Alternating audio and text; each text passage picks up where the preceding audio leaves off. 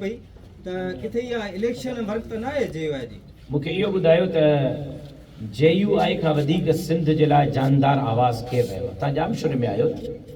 Jamshoro compress hub चवराए जॻह तव्हां ध्यानदारी सां ॿुधायो त डॉक्टर ख़ालिद महमूद सूमरे जे सेनेट जे 6 सालनि जे आवाज़ खां सिंध जे लाइ को तकिड़ो आवाज़ आहे छा उहो आवाज़ बि इलेक्शन कैंपेन जे लाइ हो